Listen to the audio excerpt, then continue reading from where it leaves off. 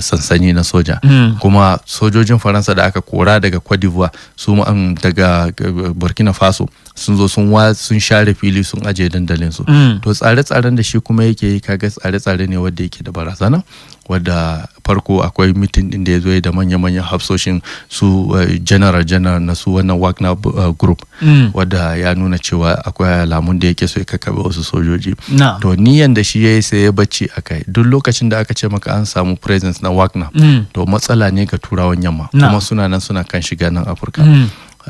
Ya kamata da tun da ya dauki wannan matakai daga ranar ba wani bakin fata da yake brigade command, to daga wurin za a so mu samu nasara, sai kuma a ce maka defense. To dai haka kwata-kwata ma bai damu da su ba, sai yana faman daura alaka da Rasha na ganin cewa duk wasu abubuwan da ya shafi ma'adanai da maganar tsaro za su yi da su. Ya sake furta cewa zai canza kudinsa, shine kadai a cikin dukkan shugabanni da aka yi, har da wadda aka kifar da su guda 4 na baya a kasar Nijar suka yi maganar cewa za su canza kudi, saboda ya nuna ya ce ga abin da ya shafi tattalin arziki da ya sa al'umma mu suke cikin talauci. To kaga irin wa'annan shugaba da kaman Blaise Compaoré ne, don sai ya gaya maka cewa ga inda muka fuskanta, daga nan zuwa sati guda zaka ga inda aka fuskanta, ba irin gayyan masu samartakan bera da aka tara su a nan Najeriya ba.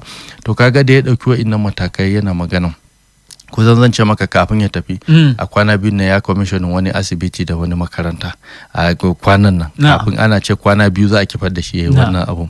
To kaga da aka zo kuma Faransa ya ta lura ta gani ta alakar da zai yi da kuma furucin da ya magana canza kuɗi wani babban laifi ne, don haka dole ne a kifar da shi. To sai aka yi amfani da ita brigade command, aka yi amfani da defense headquarters suka kifar da shi, amma ba wanda ya furta cewa shi ne shugaban.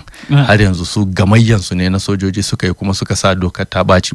Kaga a jiya da sassafe sai ga helicopter mai tashin angulu, kwarai, duk da cewa an tuttoshe duk wasu hanyoyi da za a shiga cikin kasar ta sama da ƙasa, duk wasu iyakoki, amma wani jirgin Faransa ya iya sauka a cikin kasar. To ya sauka a kasar Nijar, kuma kusa a Farfada, don da ya sauka akwai bayanai da su suka yi, ya nuna cewa kaga su ne suke bayan wa'annan abubuwa, wadda kowane lokaci su abin da turawan yamma suke yi shine yadda za a zuba mu cikin kangi. Duka tsare-tsaren da kake ganin shugabanninmu suke yi da wasu ayyana wasu abubuwa na tattalin arziki da kuma ɗora wasu doka da tsari na tattalin arziki, to abubuwa ne wanda zai ci gaba da naka samu, don da zaran an ce maka za ka yi abubuwa da ya shafi cikin gida, to kusan za ka ga kana samun barazana. To amma ka sani Najeriya ta bambanta, irin salon Najeriya da irin tsari da ake da shi da wa'anda muka tara su a matsayin shugabanni ya bambanta da irin na Francophone da kuma kasashen da suke kewaye da mu. Shi yasa a kowane lokaci na tashi zan ce maka ka shiga kasashen da muke makwabtaka da su ka gani, zaka ga halamun akwai gwamnati, amma mu anan za ga halamu ne kamar ajiye mu a wani abu da turanci wai shi banana island, kowa yana abin da yake so. Shi wanda yake rike da madafan iko ya kauce ya baka wuri, kuma a jikinka ake samun haraji da kashi 100 gaba ɗaya, amma duk wani abin da ya shafi wadda gwamnati za ta yi, za a nuna maka cewa babu shi, ba ma labarin shi.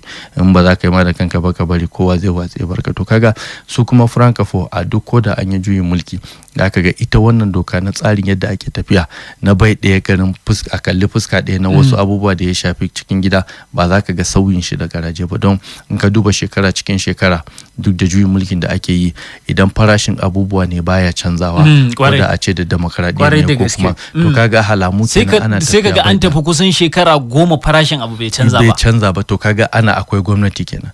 To amma kaga irin namu anan yanzu nan, ko juyawa kai zaka ga kowa yana abin da yake so, yadda kasan dai banana island, farashi na komai ya canza, ba komai ba saboda irin tsarin da gwamnati take bar ma abin da ya shafi tattalin arziki.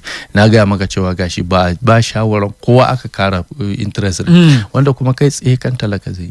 Duk abubuwan da ake kara a nan Najeriya za a kara ne kawai, sai dai a ce maka kai hakuri, in ba kai hakuri ba maka je kai yadda. To kaga babu gwamnati a irin haka, don tsari abin da yasa ake kira farko demokaradiyya ba ko bane saboda yarjejeniya ne ni da kai, saboda muna ganin farin hula za su fi fahimtar juna wurin ganin magance matsala. To amma karshe kuma irin namu kaga matsalar suke daɗa yanko mana, suna kawo mana wadda ba mu san inda muka fuskanta ba. To kaga shi na abin da ya shafi a Nijar, yanzu su wa'innan ga maganganun da suka yi ba a san ina suka fuskanta ba, balantane a ayyana wane ne shugaba.